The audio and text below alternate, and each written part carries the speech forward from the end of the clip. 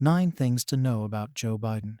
Joe Biden has cultivated his middle-class Joe brand throughout nearly 5 decades in federal politics, including 2 unsuccessful runs for the White House. Now he hopes to leverage that image for what could be his final and biggest political battle, taking on President Donald Trump in 2020. "We are in a battle for the soul of this nation," Biden said, announcing his candidacy for the Democratic nomination for president. But Biden first faces what's sure to be an expensive race against other Democratic heavyweights, including sitting Sens. Elizabeth Warren, Bernie Sanders, and Kamala Harris, who have already announced their intentions to run. He also enters the race bowed by accusations he's inappropriately touched women. Biden enjoys almost universal name recognition and is well positioned to raise significant money and run a competitive race for the White House after 6 terms as a U.S. Senator and 2 terms as Vice President. Here's more on Biden's political and financial history. Biden's net worth was possibly in the hole in 2016, according to the former vice president's final personal financial disclosure statement, filed in January 2017.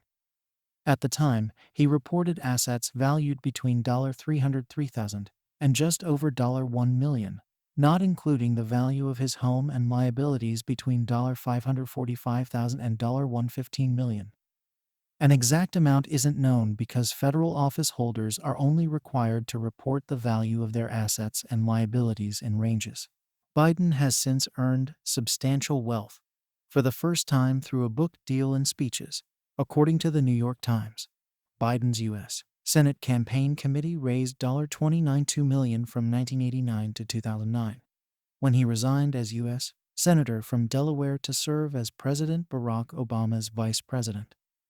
He spent everything in his account by the time he filed a termination report with the Federal Election Commission in September 2009. In the past couple of years, Biden has created a network of organizations across the country that employ his former political aides, a savvy move, some said, for a politician preparing for a potential presidential run, according to the New York Times. They include American Possibilities, a political action committee, the Beau Biden Foundation for the Protection of Children, the Biden Cancer Initiative, Biden Foundation, Biden Institute, and the Penn Biden Center for Diplomacy and Global Engagement. American Possibilities formed in May 2017 and raised $26 million through December, according to Federal Election Commission filings. It spent all but $97,000 of the money it raised. We won't know how much money the PAC raised in 2019 until July. According to the Center for Responsive Politics, about 18% of the money American Possibilities spent went to Democrats seeking federal office, including a competitor for the Democratic presidential nomination, Sen. Amy Klobuchar, D-Min. Notable donors to American Possibilities PAC, according to Federal Election Commission filings, include Timothy Gill, a Colorado software entrepreneur and gay rights activist; Hollywood producers Steven Spielberg and Jeffrey Katzenberg; Joe Kiani, CEO of healthcare technology company Massimo Corp. and chairman of Massimo Foundation; and Larry Raske, chairman and CEO of public relations firm Raske Partners, who also served as Biden's press secretary for his presidential bid in 1988 and communications director for Biden for President during the 2008 presidential race. Biden dropped out of the 2008 race after winning less than 1% of the vote during the first-in-the-nation Iowa caucus. The Biden Foundation raked in $32 million in 2017, according to the nonprofit's latest tax return. Over a longer period, the foundation received at least $1 million each from its top 3 donors, which are disclosed on the organization's website: Gill and his husband, Scott Miller, the Massimo Foundation, and the Bohemian Foundation, a community-oriented nonprofit based in Fort Collins, Colorado. Biden was a clear front-runner in polls back in December, according to a Quinnipiac University poll and a CNN Des Moines Register-Mediacom poll, and in an Emerson College poll of registered Iowa voters released in early February. Biden was the only Democratic contender who was beating Trump in a head-to-head matchup. Biden maintained his lead in a national poll by Monmouth University conducted in late April.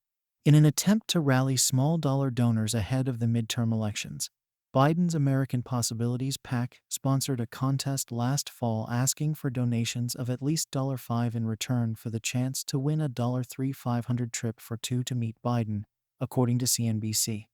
And the PAC ran ads on Facebook late last year selling mugs, shirts, and tote bags emblazoned with Biden's image. Biden recently co-wrote a letter in Politico magazine railing against the influence of foreign and dark money in American political campaigns. Campaign finance reform, he wrote, is certainly a necessary part of the solution, but so too is disclosure of beneficial ownership and greater transparency in real estate transactions. As matters of national security, these are issues that should be of interest to both Democrats and Republicans who want to reduce our vulnerability to foreign corrupt influence. In a twist, the Obama-Biden ticket likely benefited from dark money spending in 2012 by the nonprofit Priorities USA.